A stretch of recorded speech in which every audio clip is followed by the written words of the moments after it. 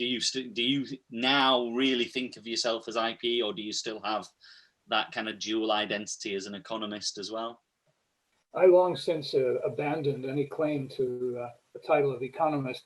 I did my degree in my PhD in economics almost 60 years ago. So what formal knowledge I have of economics these days is a little out of date. There's no question that in terms of my own self-identification that I think of myself as a specialist in IPE, or for short, I think of myself as a political economist, which I think is something quite different from conventional economics. So if we think about the way in which the modern version of the field started to develop in the 60s and 70s, if we go back to Susan Strange's famous polemical article on international relations and international politics and international economics, the need for, I've forgotten the exact title, but you know what I'm referring to. I actually think everybody in England would know what I'm referring to. She called for building bridges between the two specialties of international economics and international politics. And that's what I've been trying to do in all the years since I've met her, when I spent a year at University College London in 1968, 69. I came to London expecting to write a straight economic analysis of the costs and benefits for Britain of sterling's role as an international currency, whatever role there was left at that time. And when I got to London, I had an invitation from University College London to spend the year as a visiting scholar. And so I had a nice office there to work in. When I told people what it was that I was planning to do, they said, oh, in that case, you have to meet Susan Strange, whom, of course, I had never heard of before. So I got in touch. She invited me to her club. And being naive, I had this image of a room with a high ceiling and deep leather chairs, and so and it was clearly something quite different. A working class club that was more like a cafeteria.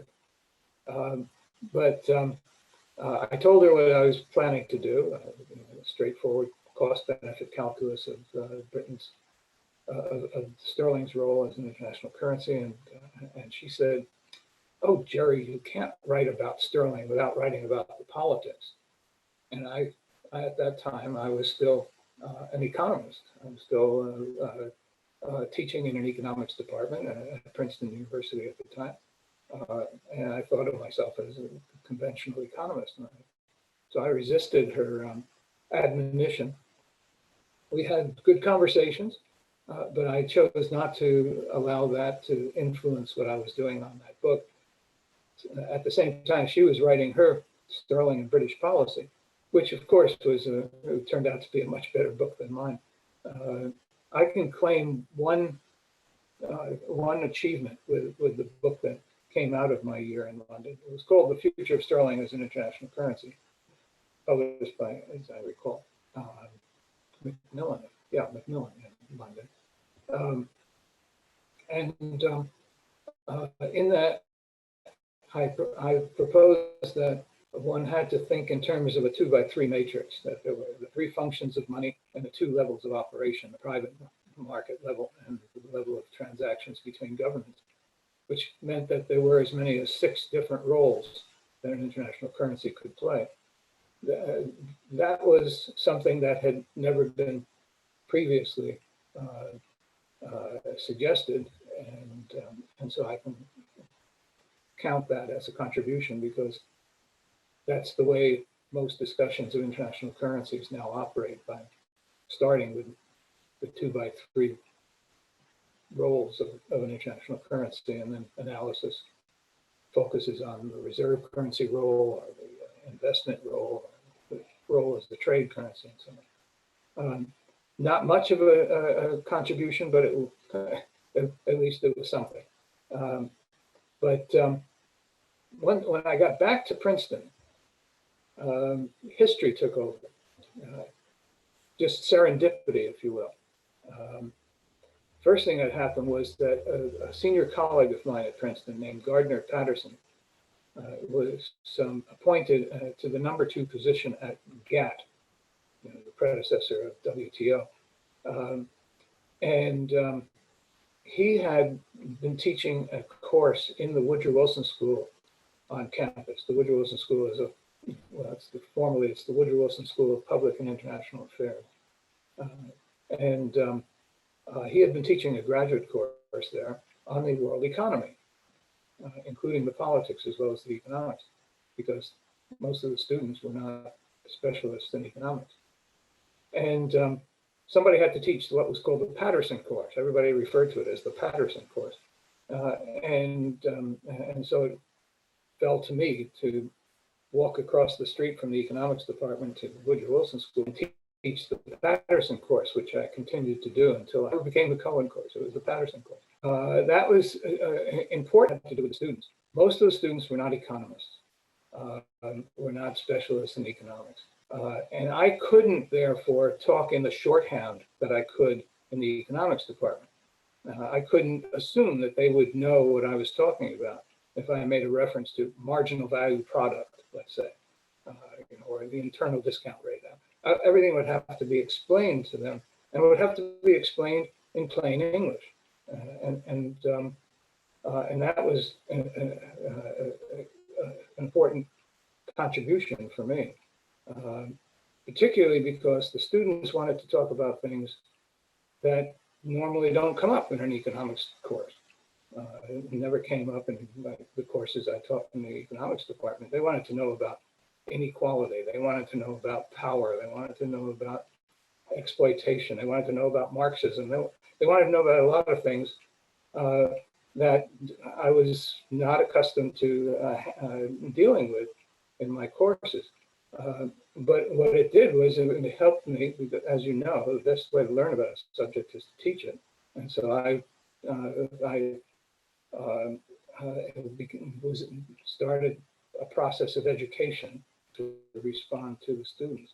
So that was this assignment. I was able to switch my office from the economics department to the Woodrow Wilson School. That may not seem like something terribly important, but the reality is it was very important because of who I was next door to now. In the economics department, I was next door to economists who wanted to talk about economics in a conventional way. Got to the Woodrow Wilson School, and it was a very different story. I was amongst a few economists, but there were political scientists, there were sociologists, there were a person with a degree in philosophy in the faculty lounge. And conversations were far different from what I was accustomed to in the economics department, and much more like what we now call international political economy. And one person in particular really made the difference here. And that was one of the great pioneers of American-style IPE, Bob Gilpin. Bob Gilpin was a political scientist who, before he came to the Woodrow Wilson, had specialized in nuclear strategy and issues relating to nuclear proliferation and so on. Had nothing to do with economics, but he was smart enough to recognize that the world was changing, and that the low politics of economics was rising to the top of the international agenda. That more and more of the issues that divided countries, divided sovereign states, were issues having to do with trade, investment, and the like. And he wanted to understand that. He had this little pad that he would keep in his pocket. And whenever a question occurred to him, he would write it down. And then periodically, he'd wander into my office, and we would have a little private seminar. He would ask me questions about economics, and I would ask him questions about political science. and we instructed each other, as it were. And so these influences taken together really made an impact on me. Susan, the students at the Woodrow Wilson School, colleagues at the Woodrow Wilson School, and in particular, Bob Gilpin. So that by the time I moved on, I really self-identified now as a political economist rather than a conventional economist. I knew that I did not want to teach in an economics department. I knew that I wanted to teach in something like the Woodrow Wilson School. I said to everybody, all my friends, what I wanted was a school like the Woodrow Wilson School, but in a big city on the East Coast. I had the good luck of getting an offer from the Fletcher School of Law and Diplomacy at University, which is just outside Boston. I also had the good luck of having a senior colleague in the economics department who was a really caring person. This was Fritz Machlup. This is a name that you're probably not familiar with. M-A-C-H-L-U-P, Fritz Machlup. He was a Viennese, born and bred, who left in 1938 and came to the United States and became one of the leading international economists of the mid-20th century. He was the Walker Professor at Princeton. He ran something known as the International Finance section. When I came there, he bought half of my teaching time to read manuscripts that were submitted to the International Finance section for its series called Princeton Essays in International Finance. And I spent my time that I would have been teaching, I spent half of that time reading submissions. I learned a great deal from that. And we developed a good working relationship, though it was always very formal. In Viennese fashion, it was Professor Machlup, Professor Cohen. When he knew that I would be leaving, I left because I was denied tenure by the economics department, which is a story in itself. But when he knew I was leaving, he looked around, and he had a very good friend, another emigre from Austria, at the Fletcher School who was about to retire. And that was George Holm, who was in my field of money and finance. And Fritz made a couple of phone calls. And the next thing I knew, I was invited for an interview at Fletcher School and offered a job. And it was due to the good offices of Fritz Machlup. So I got what I was looking for, a school like the Woodrow Wilson School on the East Coast in a big city. In that environment, I was able to pursue this new interest of mine in international political economy. And the rest, as they say, is history.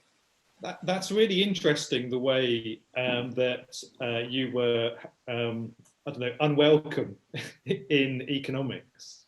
That kind of seems to be, we've had a couple of people say something similar during the interviews.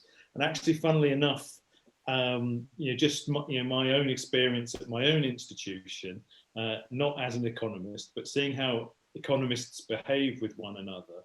They have a very narrow interpretation of what's appropriate in terms of both what we might study, but also particularly the kind of method. And it's really interesting, amazing really to kind of think that you're kind of there right at the start of what we've kind of come to call international political economy now. Yeah, through Bob Gilpin, I became known to the group of scholars on the East Coast who were busy, in effect, creating the American version of this new field of international, this new modern version of international political economy. Joe Nye and Bob Cohen, Peter Gurevich, Peter Katzenstein, these people, some of whom I wrote about in my intellectual history book. And they invited me to participate in their collective projects. There were 2 or 3 collective projects going on in the early 70s that they were involved in, and I became involved in as well. And so the opportunities were created for me to expand my horizons, to take in this new field. I had the comparative advantage of coming out of an economics background. With 1 or 2 exceptions, that was not true of this generation of scholars, what I think of as the first generation of modern IPE in the United States. There was Richard Cooper. Richard Cooper was an economist then at Yale, who later went to Harvard. And he wrote a book called The Politics of Interdependence. And that was commissioned by the Council on Foreign Relations in New York, if I'm not mistaken. And there was Ray Vernon in the Harvard Business School, who wrote the first major work, Sovereignty of Day, on multinational corporations. But most of them were political scientists, and they invited me to participate precisely because I came from an economics background.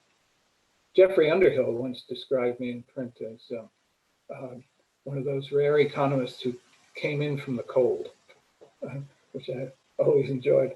And so all of these opportunities arose. Another opportunity that arose, quite unbeknownst to me, an editor at a publishing house in New York called Basic Books, Martin Kessler was his name, got in touch with me around, well, actually it was before I left Princeton, around 1970, and asked if I would like to create and edit a series on this newfangled thing that was being called international political economy.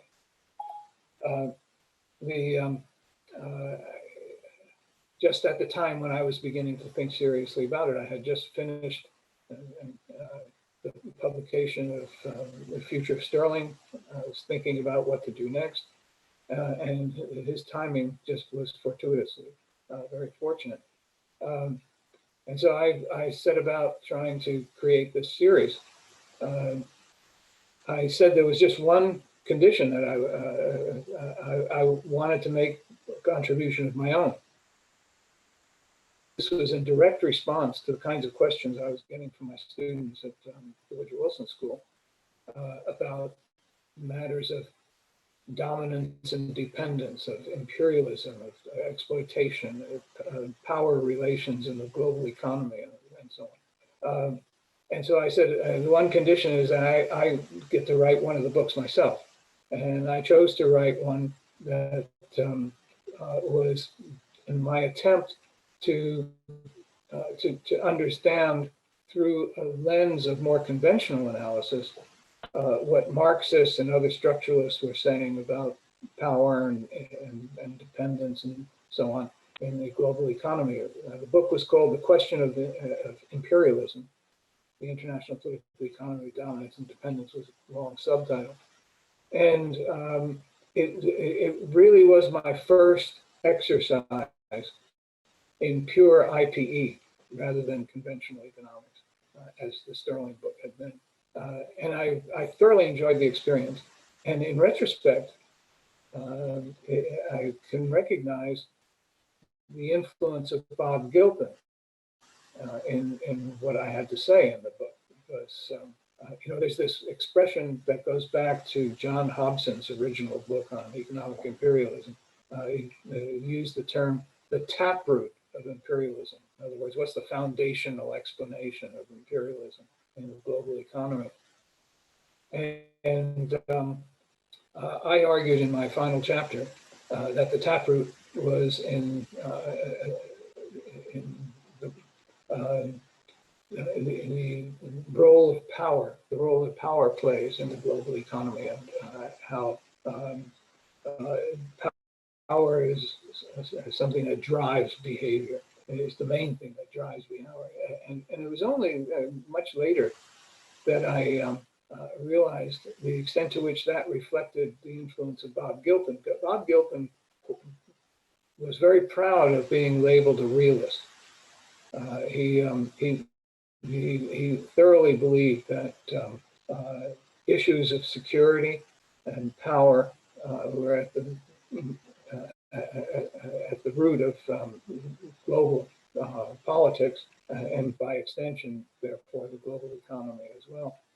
Many years later, I was invited by Westview Press to put together a selection of previously published papers of mine that they would publish, which was a lovely gesture on their part. That was about the end of the 80s, if I'm not mistaken. And I included in that a variety of articles, but also a couple of book chapters, including the final chapter of the question of imperialism. And there's the name Joanne Galla. I mean anything to you? She was at Princeton University, a professor of IPE. She's now retired. And Joanne was a very good friend. And after the book came out, it's called Crossing Frontiers. And after it came out, she read that. She read that chapter in particular, and she wrote to me, "Jerry, I didn't know you were a realist." And I wrote back and said, "I didn't know it either until I wrote the book and discovered that that was what I felt was the proper explanation, the proper taproot of imperialism." But the best book in the series that I put together for Martin Kessler at Basic Books, the best book in the series was by Bob Gilpin. And there's a whole story involved here. You know, one of these stories that you don't usually get into public domain, but I defined a number of topics that I wanted to see addressed in the series, and I went out and recruited authors for these. And I asked Bob if he'd be interested in writing something on foreign direct investment. And he agreed. We signed a contract. He went to work. By this time, I was at Fletcher, so I wasn't in daily contact with him anymore. And then he submitted a manuscript, a complete manuscript, and it had nothing to do with foreign direct investment. And it seemed like a very promising manuscript, but it wasn't what I had asked for. And so I didn't quite know how to deal with it. I consulted with, didn't meet, it wasn't what the contract called for. It caused certain, as you might imagine, a certain hard feeling between me and Bob. He got over it in time, fortunately, and we remained good friends until he passed away. But he once he got over the initial impact of my rejecting the manuscript, he had the good grace to then go and spend a year and came back with another manuscript, which was published under the title of U.S. Power and the Multinational Corporation. And that by far was the best book in the series. A few years later, he then published another book, which I think had the title something like War and Change in International Politics, if I'm not mistaken. And that was the book that he had initially submitted to me, updated, of course, and refined. But so he did ultimately publish the first manuscript, but it was the second manuscript that we published in the series. And I've always said that that stood as the best in this series. So if we were to kind of bring things up in more recent history, were you surprised about the reaction to the work on intellectual history of IPE that you did? Because I remember, I don't know whether you'll remember this, but we had a brief meeting at Beza in Leicester, I think. And I certainly remember being part of an audience where the so-called British school were not very enthusiastic about the story that you were telling. Were you surprised at the response? I have to admit that the reactions to the book were not what I expected. You know, let's see, the book was published in 2008, if I'm not mistaken. And I was working on it at the time that the IPE Society was first created in the United States. And I was asked to give the keynote address at the initial meeting of the IPE Society. And so I worked up some of the work I was doing on the book. I put into that article, which was, as you know, published under the title of The Transatlantic Divide in the Review of International Political Economy. The Transatlantic Divide, why are American and British IPE so different?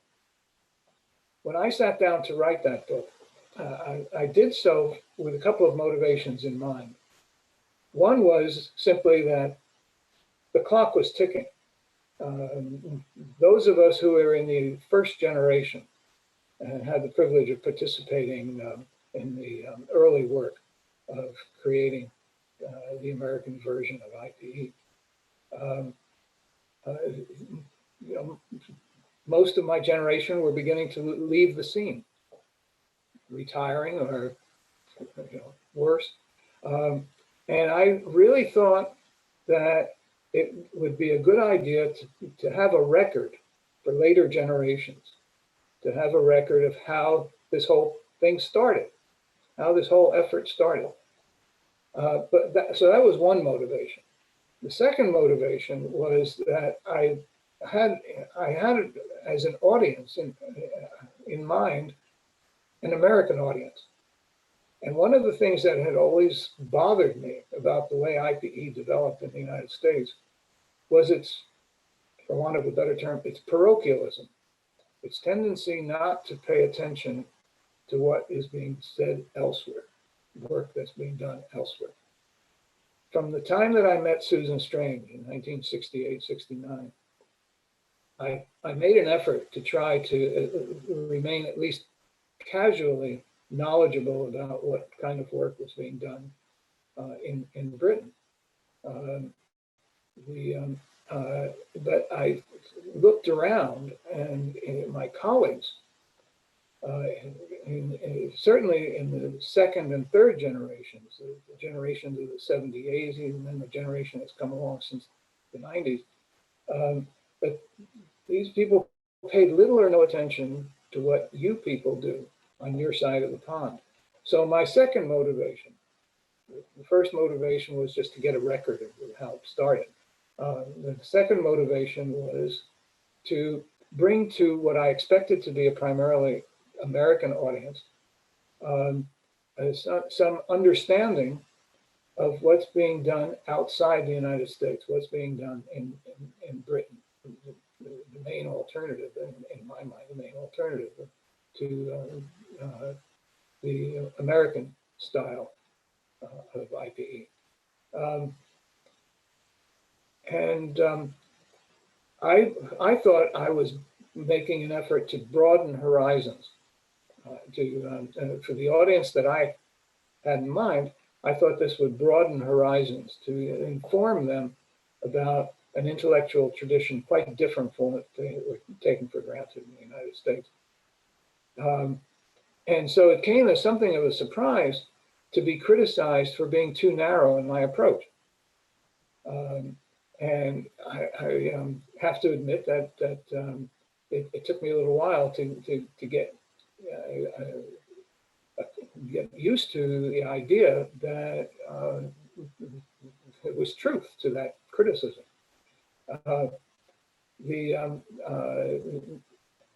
The result was that I decided to write another book. And that was published initially in 2014. It's called The Advanced Introduction to International Political Economy.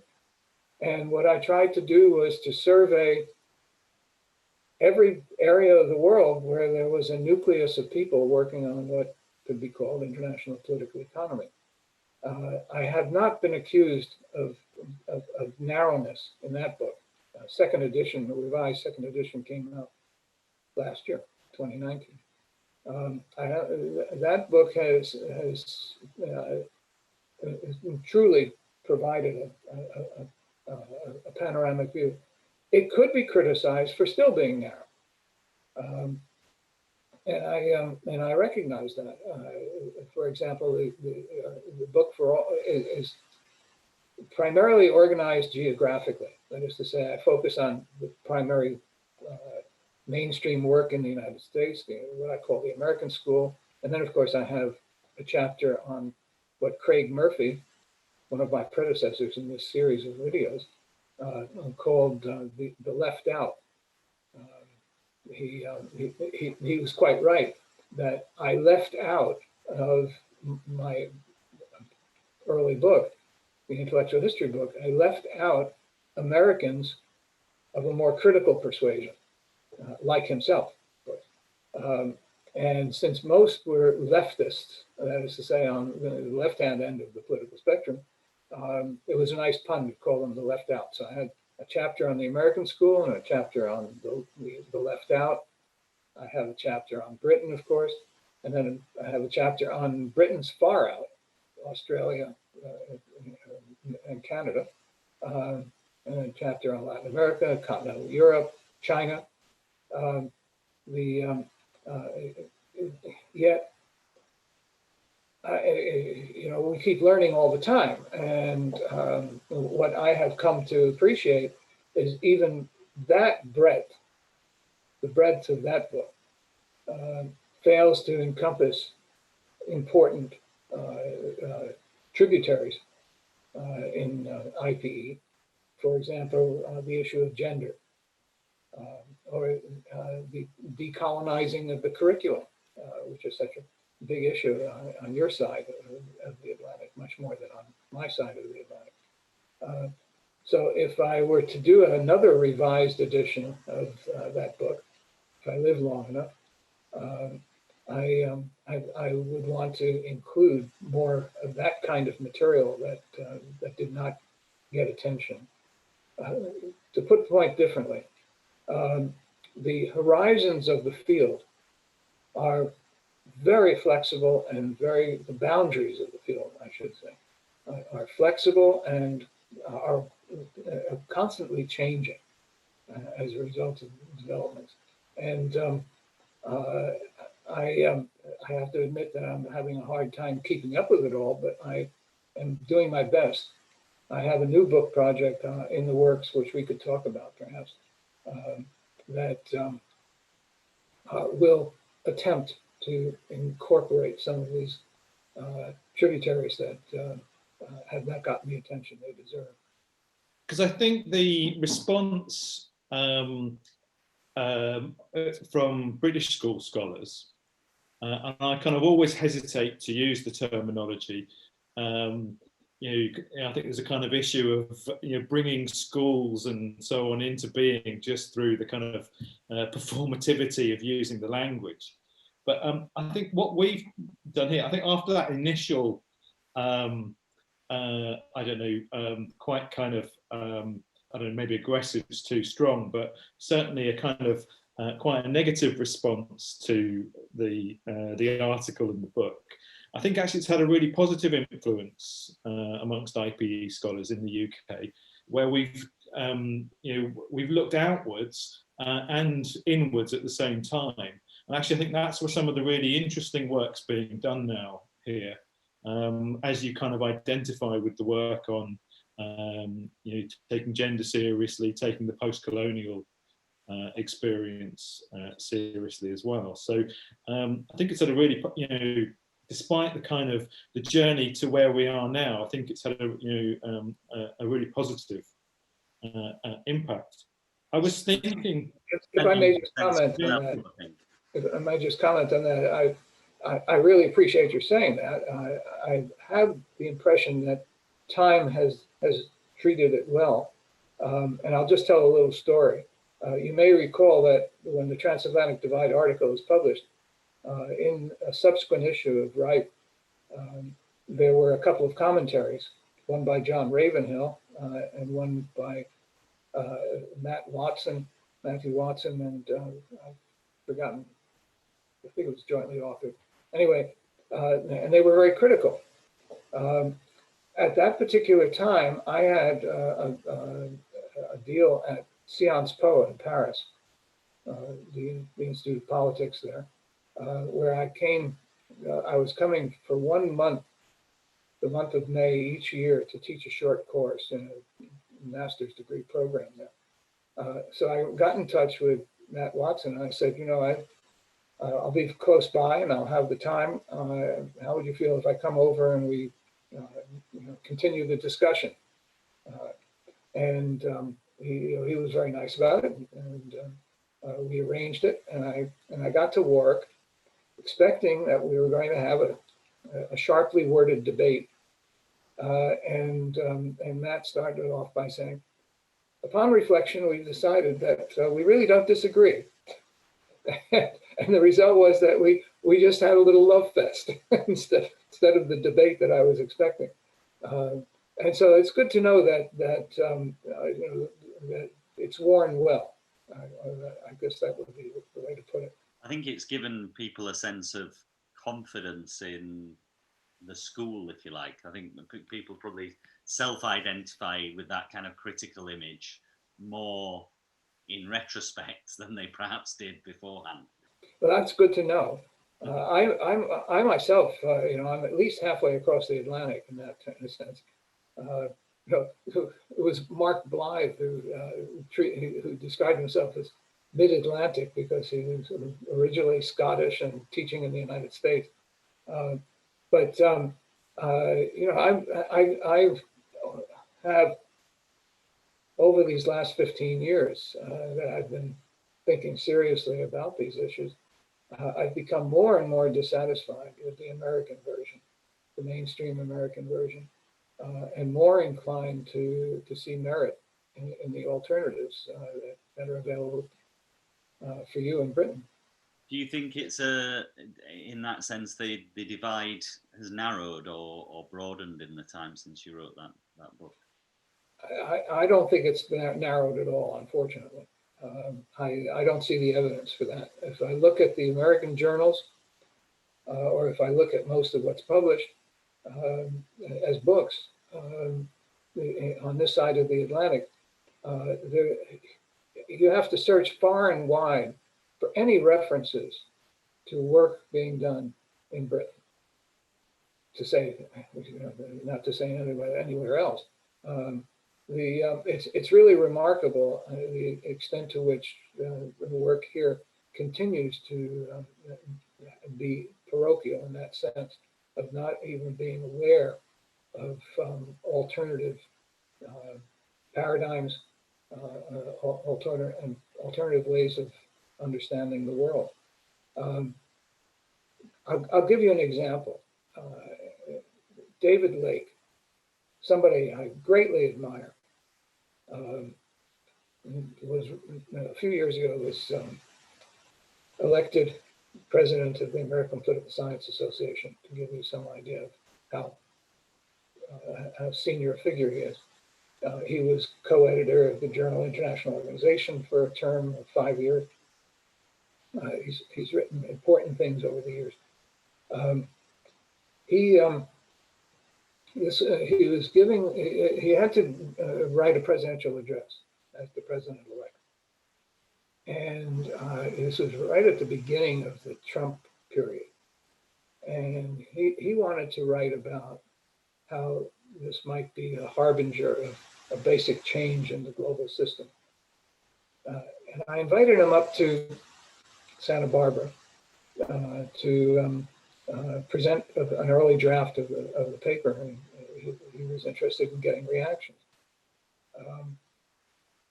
And what struck me about this presentation of his, was how much difficulty he was having trying to think in terms of systemic change. Because he was accustomed to the kind of work that is standard in the United States, that takes the overall framework as a given, and presumably a stable given, so that analysis can focus on pieces within the existing system. the alternative traditions, whether it's the left out in the United States, the world systems people, or structuralists, Marxists, um, or the work that's done in England following the example of Susan or Bob Cox. Um, the, the kind of work that's done in these traditions really understands what's involved in thinking in terms of systemic transformation, the historical evolution of systems, and the relationship between structure and agent and all the rest. He didn't know the vocabulary. He didn't know how to get a grip on this because he wasn't sufficiently well read in what's coming out of these alternative traditions, and I take that as a vivid illustration of what is wrong with the way IPE is done in the United States. The fact that it tends to simply follow this path of positivism and empiricism, deductive hypotheses tested, with high-powered methodologies, and to me, it's unfortunate that it leaves a lot out as a result. Do you think there's any sense that the Magnificent Seven that you came up with would be different now, in the sense that the kind of context that you were looking at then was still that kind of post Bretton Woods context, and whether you see the kind of 2008 moment as a kind of a new watershed or a new break point in IPE research, changing the nature of the game a bit? Are you asking if the Magnificent Seven were to come back, would they behave the same way? Would they do the same thing? Perhaps you understand? Interesting, but and also, if there was to be a famous five or a, I don't know, three or whatever to kind of for students to get a grasp of the current conjecture, would that be a different set of? If we were talking about people, either the original Magnificent Seven transposed to the present day, or others like them coming up these days, I would first of all point out what they thought they were doing. I can't speak for. I mean, I know what Susan String was doing. Bob Cox came a couple of years later. I'm talking about the five on the American side, four of whom were political scientists. But I chose, for personal reasons, to include Charlie Kindleberger, an economist, in that mix, because I really think that he was an important figure and probably underappreciated in the IPE field, because he did far more than just write about the Great Depression. But put that aside, the political scientists in that group, Cohen, Krasner, Katzenstein, and Gilpin. What did they think they were doing? They looked around. They took a serious look at what was orthodox analysis at the time. And they took a serious look at what was going on in the world and saw that there was a disjuncture between the two. That the realist model, which dominated American study of international relations at that time, ignored the low politics, quote unquote, low politics of economics, of trade and finance and investment and development and so on. And yet out there in the real world, these were becoming increasingly important issues. They were rising to the level of high politics, not just low politics. And they were searching for ways to bring these economic considerations into IR.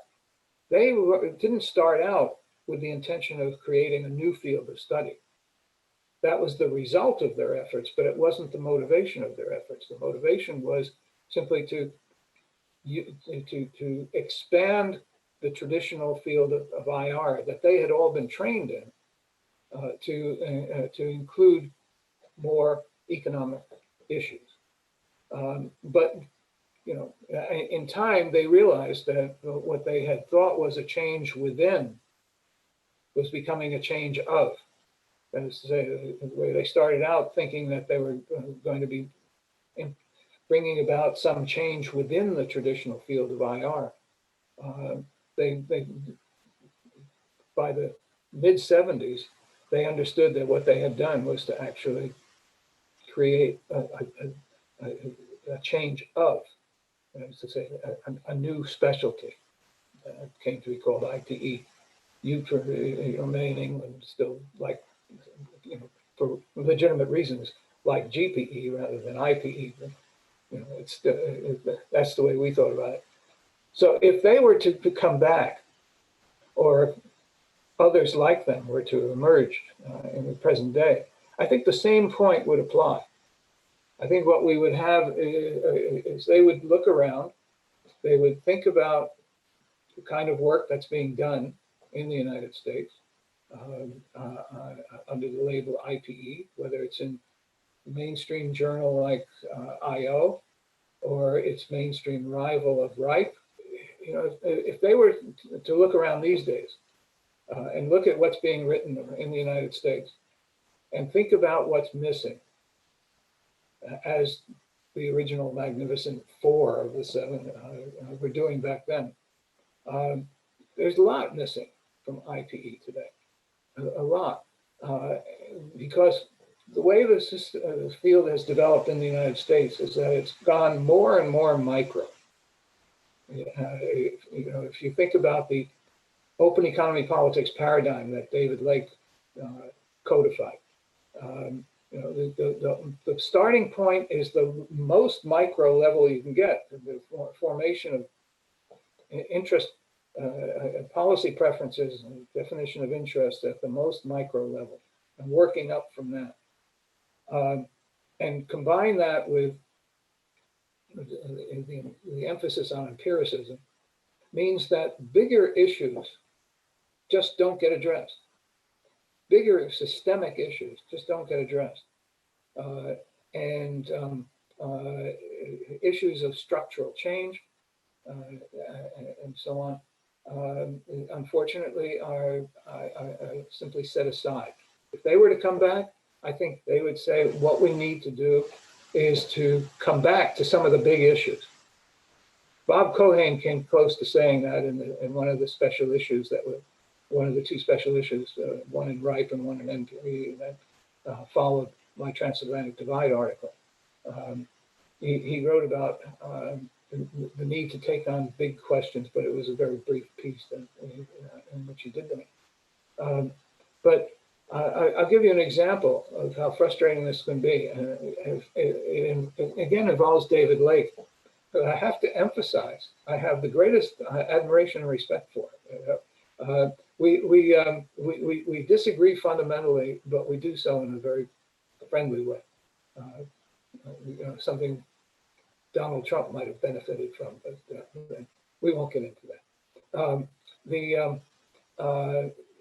When the IPE Society first started, it was set up to just be a series of panels in which people would report on their research. And the way it was set up encouraged a concentration on the standard type of work that one finds in the American journals, where somebody would get up and in a limited 10 to 15 minutes available, would say, okay, here's my puzzle, here are my hypotheses, here's my research design and data, here are my results, and breathlessly end after 10 or 12 minutes. I said to the people who set this up, which included Helen Milner and David Lake, of course, and Jeffrey Frieden and a few others. I said, you know, you really need to open it up a bit to address other kinds of things. You ought to have one or two panels on some big issues. So they said, okay, do it, try it. You know, we'll run an experiment, set one up. So I've set up a panel on the impact of China on the study of IPE. The impact of China, it had come out of nowhere to become the second largest economy in the world.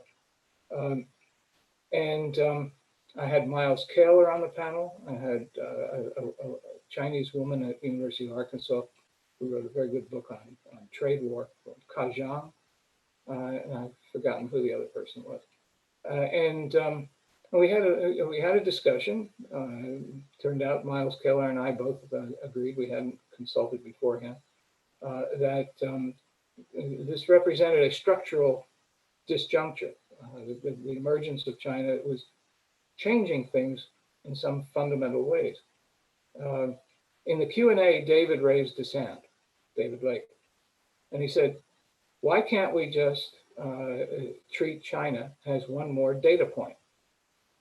And I was bowled over. China is not just one more data point. China is really a major discontinuity. At least I think it can be argued that that's the case. So that was an example of the way in which larger questions are not welcome, and the effort in David's response, the effort is to reduce it to something manageable, something that can be treated using the standard empirical techniques that are available.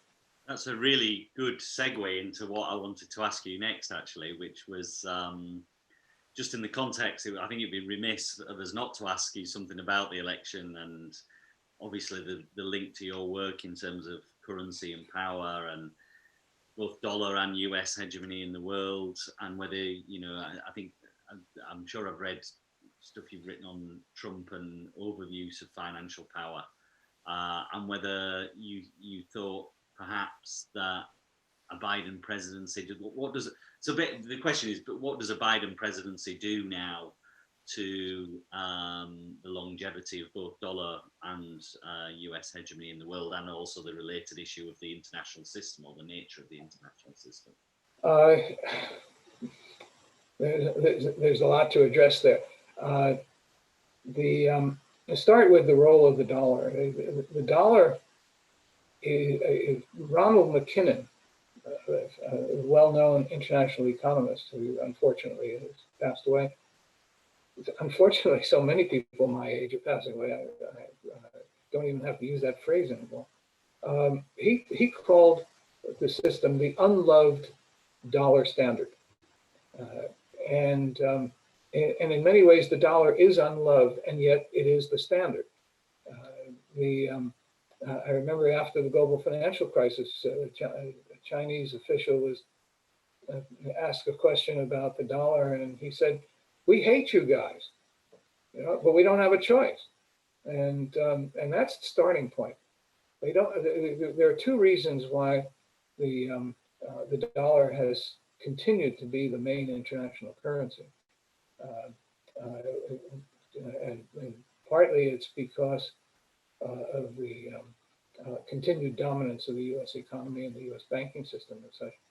But partly it's because of the lack of an adequate alternative. It's hard to find another currency that can perform the functions that the U.S. dollar does, particularly as a safe haven in time of instability and volatility. For years and years, going back to Robert Triffin at the end of the 1950s, with his book Gold and the Dollar Crisis, people have been predicting the demise of the dollar. Charlie Kindleberg, one of my heroes, wrote after the beginning of, after the end of the Bretton Woods pegged exchange rate system. He said, the dollar is dead.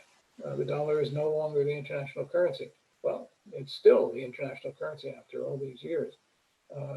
And it's because the principal reason is because of the lack of an adequate alternative. people have predicted that there would be a decline of the dollar, either because of the rise of an alternative or because of a truly cataclysmic decline of confidence in the dollar. Those were the two scenarios that people have emphasized. Some emphasized the emergence of a possible alternative. As you may recall, when the euro was born, there was lots and lots of conversation about the possibility that the euro would be able to offer a viable alternative to the dollar, and that this was going to be a tipping point for the dollar. I published a book that was called The Future of Global Currency, the Euro versus the Dollar. This was published around 2010 or so. I can't recall exactly. And I suggested that the euro was not at that time and was unlikely to be for some time a viable alternative to the dollar. Other people have put the emphasis on U.S. policy, that U.S. policy might become so self-defeating that it would destroy the confidence that people have in the dollar. Barry Eichengreen at Berkeley takes that view, has taken that view, for example. We come to Trump. Trump clearly has threatened to destroy the necessary level of confidence and trust that the dollar requires. And we have seen evidence that people are, that institutional investors and governments both are looking much more seriously than they have in the past for alternatives to the dollar. There is no single alternative, but collectively, there are a number of possibilities that are being explored. The euro is still on the table as a possible alternative, particularly now with this new COVID-driven program that they have for borrowing up to 750 million euro, that for the first time there would be assets for foreign investors or central banks, assets that represent a claim on all of the countries in the Eurozone and not just one of them. That's one route that people are looking at. Another route is gold. Countries like Russia are stocking up on gold. Some are looking at Bitcoin or cyber currencies of their own. And of course, then there's the renminbi, which the campaign by the Chinese to internationalize the renminbi seems to have plateaued for a bit, but we can easily imagine that it would come back again, particularly as the Shanghai capital market continues to open, very small increments, but it continues to open. What we have is a situation where collectively these alternatives are being explored, in some cases promoted, and it's because of this loss of trust that has resulted from the unilateral actions of the Trump administration, the bullying, the inconsistency, the treating allies as enemies, and the overuse of the dollar for sanction purposes. My guess is that the Biden administration will attempt, quite explicitly, will attempt to restore some of that trust. I think that they will put a deal of emphasis on repairing relations with our friends, the countries that have been so insulted often by Trump. I think that there'll be a real effort to restore some degree of amity among the U.S. and its closer allies, NATO in Europe, Japan and South Korea and Taiwan in the East, and so on. I think there'll be much more emphasis on multilateralism and constraints on the unilateralism of the United States.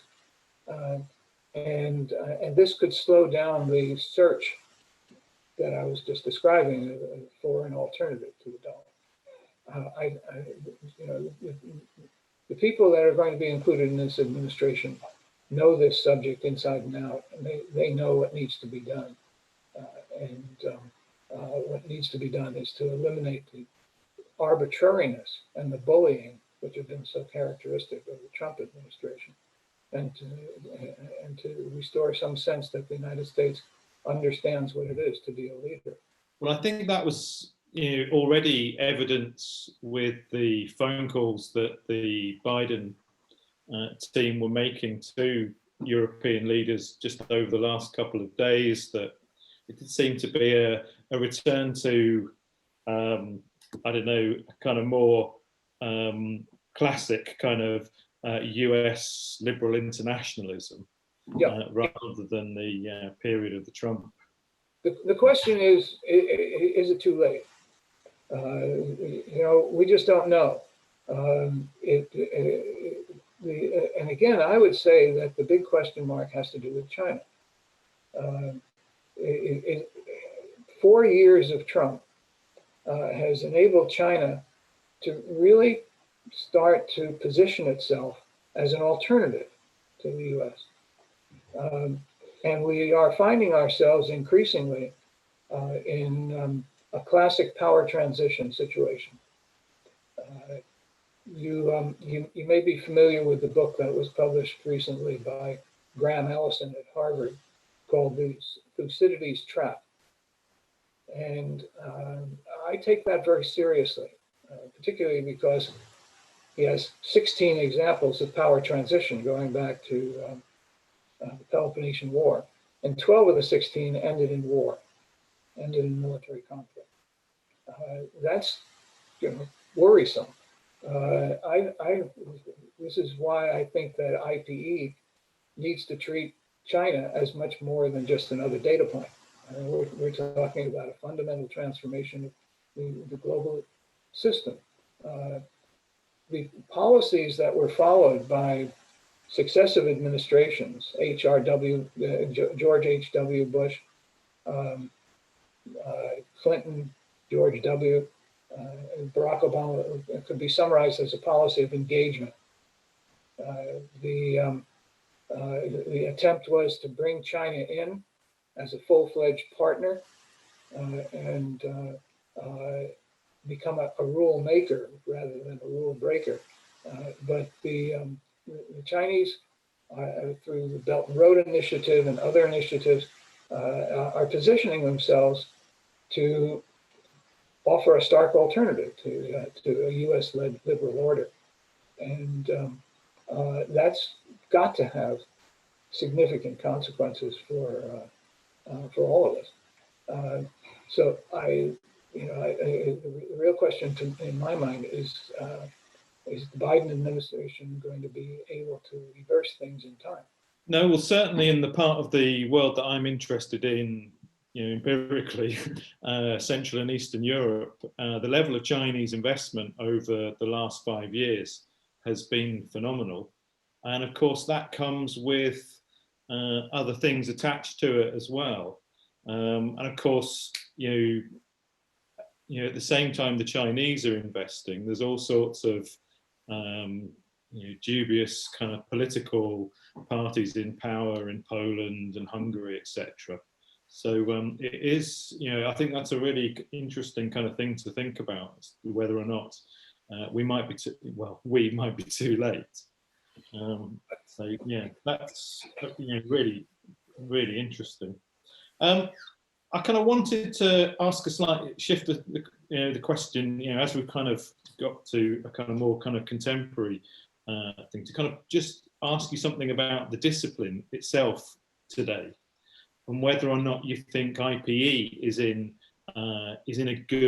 good health, whether it's a kind of a healthy discipline at the moment. The short answer, no. And I can give you a longer answer.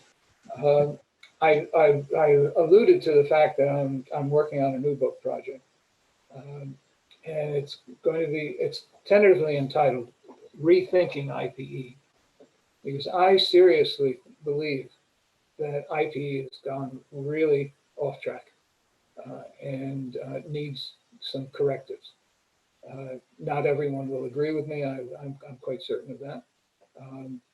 Some people may simply say that I'm just getting old and cranky, which is also a possibility. But I think seriously that IPE has developed some pathologies that need to be addressed. Starting point, IPE is a very diverse field of study, as you well know. The variety of paradigms and perspectives that are used in the field are it's quite high. In connection with this new project of mine, I sent some questions to about 60 friends and colleagues around the world, young and old, American style, non-American style, a variety of backgrounds.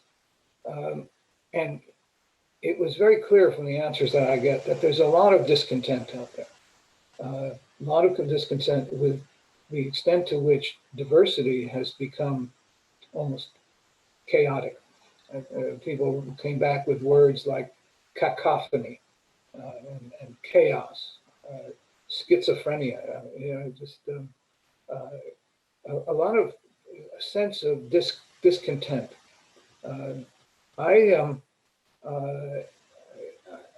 I approach this by starting with the question: what are we doing? What is the purpose of what we're doing? Why do we study IPE? Why do we study some aspect of IPE? Apart from the reasonable observation that most people are concerned about a career, and so there's certain personal advancement involved. But apart from that, why do we study IPE? Why do we spend so much time on this? That's a question I get very few answers to. When I sent letters with these questions, I had about 8 or 10 questions, and that one was almost perennially ignored. It seems to me that the starting point for any rethinking of IPE should be, what are we all about? What are we trying to accomplish? To my mind, there are 3 possibilities that field of study that we can describe as the purpose of a field of study. One is objective explanation. Try to understand what explains causation, what explains behavior, what explains outcomes. So explanation is one. Criticism is another. To take aim at the broad parameters of our systems and to try to understand and criticize, to understand critically, and to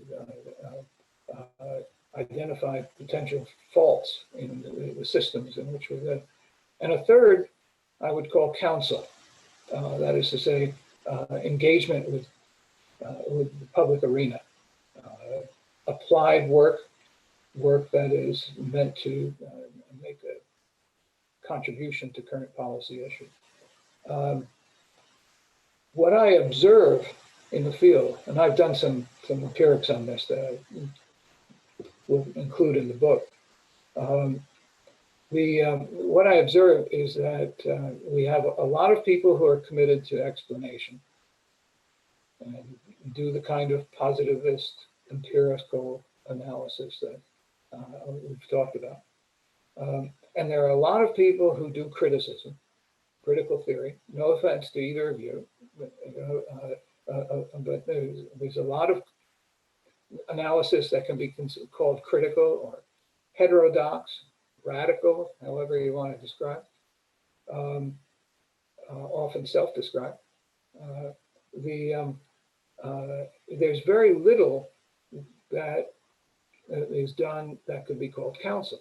There are people there are individuals like, say, Dan Dresner in the United States or Danny Roderick in the United States. There are exceptions, of course, people who are active in the public arena. The classic would be Paul Krugman, who writes regularly for the New York Times, a Nobel Prize winner. But for the most part, the vast majority of work that's done does not seem to have in mind policy counsel. It doesn't even make a particular effort at communicating. Much of the work that's published in IPE is unintelligible to the average policymaker. When I started my career with my PhD, the first 2 years before I took my first teaching job at Princeton, for 2 years I was a research economist at the Federal Reserve Bank of New York. And my division chief, a lovely woman named Edna Ehrlich, said to me, whatever you write, never write more than 9 pages. I asked why. She said, because when he gets to the officer, the first thing he does is he looks at the last page. If it's double digits, he puts it aside and never gets to it. So it's got to be short. It's got to be concise. I try to do this with my students. I set a page limit on things, and they get very frustrated because they want to spend the first 10 or 15 pages just clearing their throat, that sort of thing. The empirical evidence is pretty strong that we have a field that's divided primarily between the people who want to do explanation and the people who want to do criticism, but very few who want to put a lot of effort into the public domain. So from this, I identify what I think are the 2 most serious pathologies in IPE today, what I call mutual animus and unilateral disdain. Mutual animus and unilateral disdain. The mutual animus is what goes on between the explainers and the critics, critical theorists. What is really distressing to me is the extent to which there is an animus between the 2 broad bodies of work. And unilateral disdain is the idea that both of those main groups have a disdain for much policy counsel, much engagement with policy, always recognizing that these are stylized facts and there are going to be exceptions that can be cited. I think the mutual animus issue is really serious because more and more we've recreated the kind of dialogue of the deaf that Susan was talking about way back in her article back in 1970. There's just no willingness to even engage. I won't name the individual because this individual made a comment to me in private communication, but a senior scholar at a major American university, when I challenged this scholar on the question of this mutual animus issue, said to me, there's simply no point to trying to communicate. These people aren't doing social science. You are not doing social science. And said, it's not even worth trying to talk to them. And I'm sure you're aware of people who have sort of, in a mirror image, dismissed the importance of American school style work on the grounds that it really doesn't get at what really matters, which is class relations or something of that kind. Both types of work are needed, but what's also needed is a willingness to see the value in what the other side is doing, and that's what seems to be missing these days. To the extent that there's any attention paid at all What worries me is that the resulting dialogue of the deaf that's emerged, what worries me is that there will be an irreversible rupture of the field, and we'll go our separate ways to the detriment of both, in my opinion. I hope you won't mind if I just quickly refer to a story that my father told me when I was a kid about a Rebbe. My father came from Belarus, and it was a story about a Rebbe, a wise man, in one of the little shtetls, the little villages in the Pale of Jewish settlement, who was asked to resolve a dispute between two neighbors. And the first neighbor gave his side of the story, and the Rebbe said, "You're right." And everybody said, "No, wait, you can't. You have to listen to the other side first before you make a ruling." So he listens to the other side and says, "You're right." And then they get upset. How can that be? How can you he's right and he's right? They can't both be right. And the Rebbe says, "You're right. What's the point of the story?" This is the sort of thing. My father was a Talmud student before, and he was going to be a rabbi before World War I intervened and ended that plan. But he taught me a lot as I was growing up. And this is the sort of thing that could have led to a year-long debate among 100 rabbis of how to interpret this particular story. My interpretation of the story is that everybody has a little piece of the truth. That you have to be open to the truth on the other side. Unfortunately, what I see in the field today is an unwillingness by many to see what truth there is on the other side. And then the other issue, the issue of unilateral disdain, I worry very much that by not taking more of a role in the public sphere, that IPE will gradually, if it hasn't already, acquire a reputation for irrelevance. That people will simply say, well, what's the point of it all if you're not going to be addressing real world issues? What's the point of it all? Why should we treat it as anything more than a mind game among ivory tower academics? And these are the two dangers that I think are really central today. And I hope that by addressing these, I might be able to have an impact.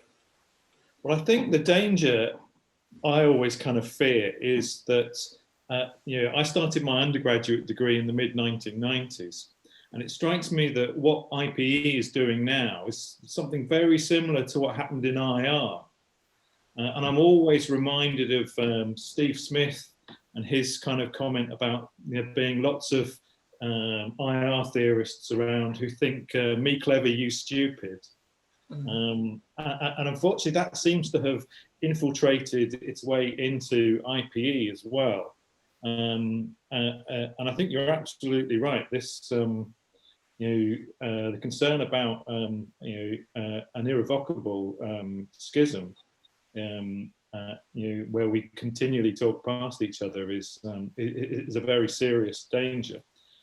I kind of wondered in that, as a kind of follow-on from that issue, then, who would you recommend that we read these days? Who's doing really good work that you think other IPE scholars should be reading? And possibly policymakers. I'm tempted to say, well, there's this fellow named Benjamin Cohen, but there has to be someone else. I've heard of him. The fact is that I don't think that I can offer many useful suggestions, simply because I don't think there are very many who are trying to deal with explicitly with either of these issues. But I will cite I can cite a couple. something that I think is really very well done and should result in a lot of if it gets the attention it deserves, it should get should spawn much more work. And that's the article that came out in Ripe about 3 years ago by Mark Blythe and Machis. I, I don't know if that's the proper pronunciation of his name, but I assume you know who I'm talking about. They wrote this piece on black swans and lame ducks and macroeconomic systems. I think that was what it was called. And this is a wonderful piece because what it tries to do is to understand broad systemic change, not systemic change over centuries, but systemic change over, let's say, a generation, in terms that include both materialist considerations like asymmetric power and cognitive considerations. And they talk about macro systems that develop in relation to a particular kind of problem that then becomes part of the mindset, that then becomes obsolete over time and has to be replaced by new new policies and so on. We've lived through, the move from Keynesianism after World War II to the neo-marginalist revolution and the monetarist revolution, really. I think we're living through another such transition right now. Bearing in mind, I always tell my students to be careful about labeling any particular period of time as a transition period. Jacob Viner, the great economist Jacob Viner, described, he defined a transition period as that interval between two transition periods. And so, in a sense, that's important. But there can be more transition or less transition. And I think we're going through a more transition period right now. Something has to replace the neoliberalism that emerged as dominant in the 80s and 90s with our Ronald Reagan and your Maggie Thatcher. No one's really identified what that will be yet. But that's a part of the agenda of big issues that I think is missing from the field today. So I think those two are that one article by those two authors is definitely worth looking at, or for that matter, anything that Mark Blythe writes is worth looking at. Another scholar that I think really does have an idea of what's needed is Abraham Newman, Abe Newman at Georgetown University, who's done some really good work. It's co-authored work. He's got a book that he's published with somebody named Posner. I just don't know him. Called Voluntary Disruptions, which introduces the notion of soft law in international economic governance. And I think it's really a significant improvement of our understanding. And he's done some work with another colleague of his at, I think it's George Washington University, Henry Farrell, on the so-called new interdependence approach. They had a mini symposium in Ripe, and more recently they've written using this new interdependence approach. They've written about the weaponization of interdependence. These are important pieces of work, I think. Farrell and Newman also are a good example of the minority who do try to make a contribution in terms of counsel, in terms of policy engagement. They wrote the original version of their idea about weaponization of interdependence. Very straightforward, very long, article in one of the, it was either security studies or international security, one of those two journals. But then they wrote a 10-page version of it for the Journal Foreign Affairs in plain English that could be understood by anyone in the policy elite. And that's what I like. I think that we need more of. You know, one piece of evidence that I put together when I was looking at the distribution of work in the field among the three purposes, I looked at Foreign Affairs, the House Journal of the Council on Foreign Relations in New York, and International Affairs, the House Journal of Chatham House. And I just did a simple arithmetic exercise of what percentage, these are policy-oriented journals. So if there's somebody in IPE who presumably wants to make a policy recommendation in the area of IPE, these would be two elite journals to publish in. And so I just looked at what is the percentage of the articles published in these two journals that can be called IPE related. And it was in the low teens in both journals. In other words, not a lot, which I think is significant. Well, I'll stop there. Well, on that kind of cheerful note, that was quite funny actually, because Stuart and I were texting about we should try and write something for Foreign Affairs earlier. Go for it. That question. yeah. But so if you were giving advice then to a young scholar in IPE, you know, what would you advise them to focus on? You know, that kind of, I suppose, both the kind of intellectual and institutional career advice. Yeah.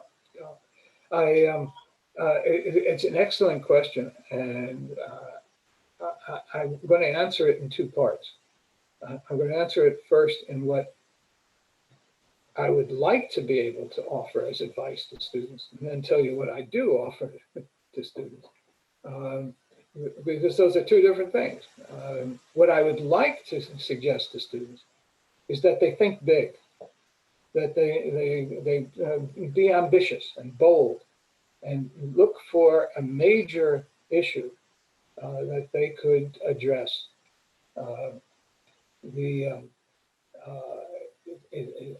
That's what I would like to recommend. What I do recommend is quite different, because there are obvious career considerations that intervene. These are, you know, kids who have gone through college and graduate school and probably are lumbered with enormous amount of student loan debt, who just want to get a job and in a very difficult academic job market. And so my advice in practice is the following. I tell them to do the best dissertation they can.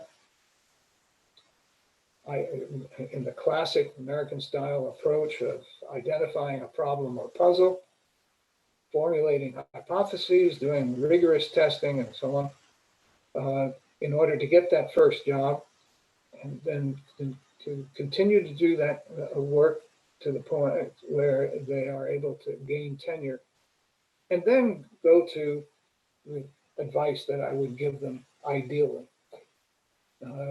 You know, it's like the two rules of a successful marriage. You know, the first rule is wife is always right, and the second rule, if she's wrong, refer to rule number one.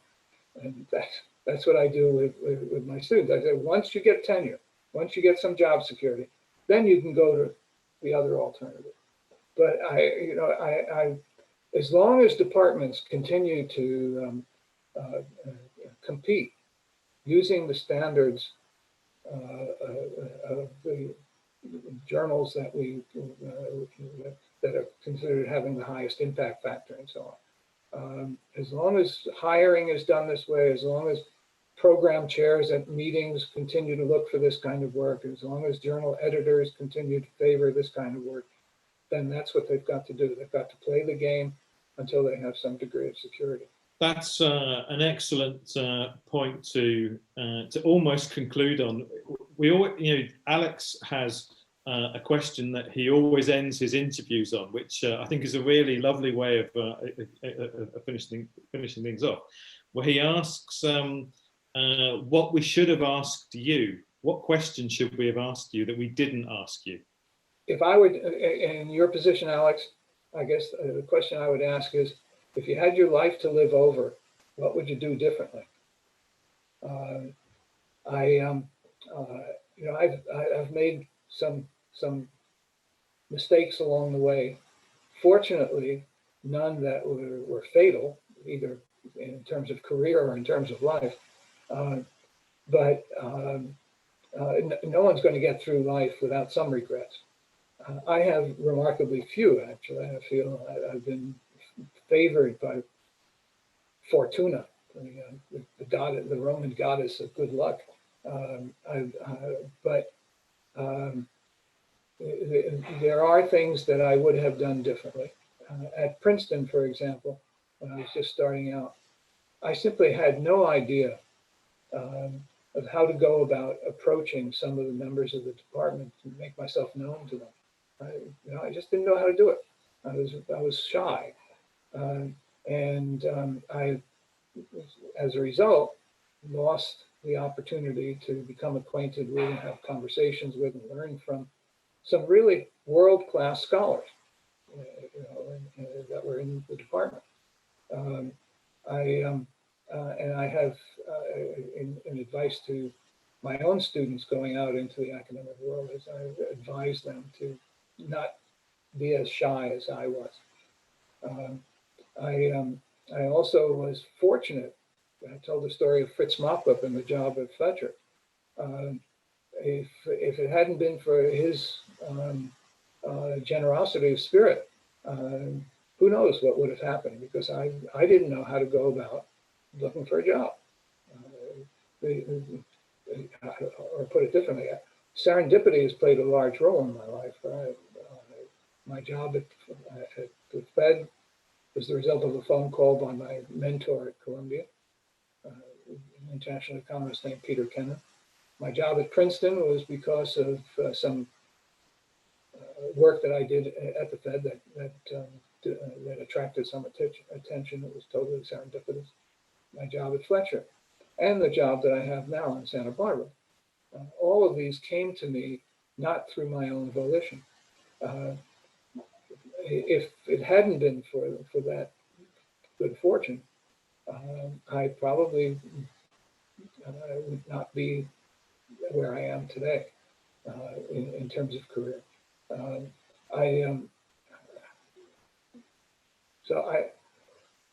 If I hadn't met Susan Strange in London, would I have become an international, a political economist rather than a conventional economist?